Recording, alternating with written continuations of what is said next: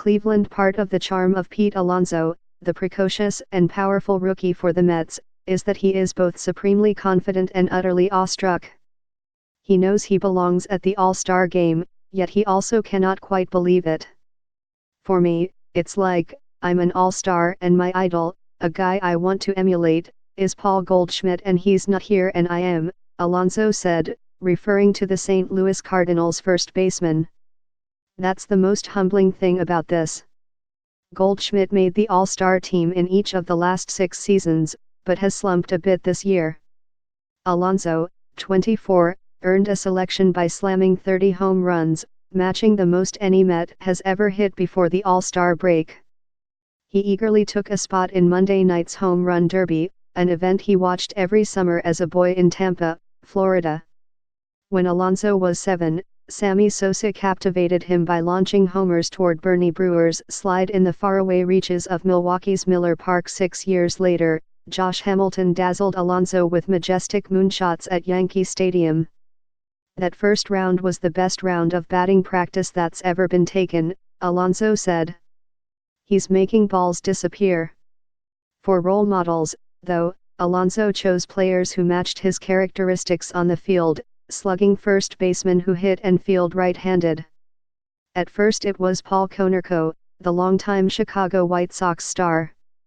Alonso admired Konerko's bat but also his leadership, the way he guided a perennially overshadowed team in a major market, sound familiar, to a World Series championship in 2005.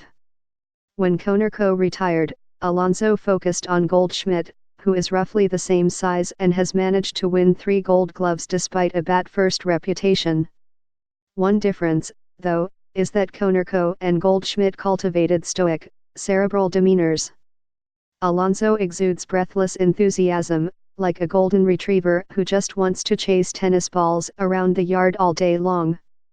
Peter's happy-go-lucky, he's a teddy bear so polar bear fits him perfectly, said the former Mets prospect Justin Dunn, who was traded to Seattle last December, referring to Alonso's nickname.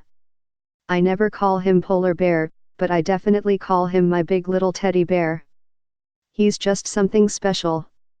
He's amazing. Alonso flew to Cleveland with the Mets' other All-Stars, starter Jacob deGrom and outfielder Jeff McNeil.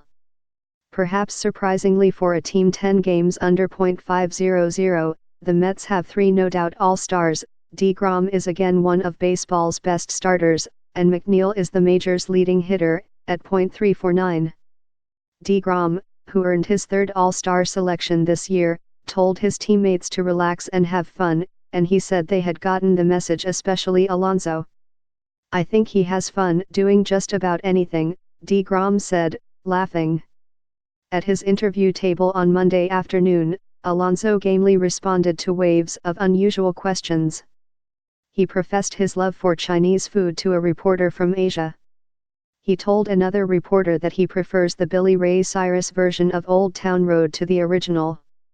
He said that if he had to get a tattoo of a teammate, he would want a mean-looking squirrel as a tribute to McNeil, whose nickname is Flying Squirrel. Alonso also spoke at length about his respect for Mets fans, the way they stick with the team without jumping to support the Yankees. When asked for the craziest interaction he has had with a fan, Alonso gave a heartfelt reply. This little boy, he drew a picture of me but I wasn't me, I was a polar bear, and he had a ball and a bat, Alonso said. His name is Nico, and he's like, this is you, this is me. Here, it's for you. I was like, do you want me to sign it? And he's like, no, this is for you to have. I thought that was really touching and cute. I grew up idolizing baseball players and, I don't know, it made my heart melt a little bit. Alonso put the drawing on his refrigerator at home. He and McNeil have captured the fans' attention in this otherwise dismal Mets season, and teammates are just as enthralled. Whenever they come up, I think we're thinking the same way, I wonder how far he's going to hit this ball, deGrom said. Or with McNeil, here comes another hit. It's exciting for us. Alonso is earning the minimum $555,000 this season, and had a chance to significantly boost his earnings with the Home Run Derby's $1 million prize. He planned to donate 5% of his winnings to Tunnel to Towers, which supports fallen military members and emergency medical workers, and another 5% to the Wounded Warrior Project. The Mets offered plenty of advice as he prepared, Alonso said. Teammates Robinson Cano and Todd Frazier are past winners, as is the injured Yoenis Cespedes, who won it with the Oakland Athletics when the Mets hitting coach, Chili Davis, worked there. Alonso drew a colorful analogy to explain his strategy.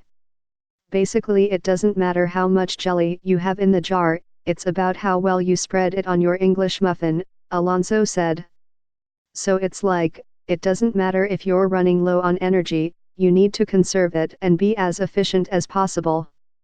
Energy never seems to be a problem with Alonso, who said he barely even needs coffee to wake himself up in the morning. Every day is a new source of wonder, another chance to prove what he already knows, that he is extraordinarily talented at baseball.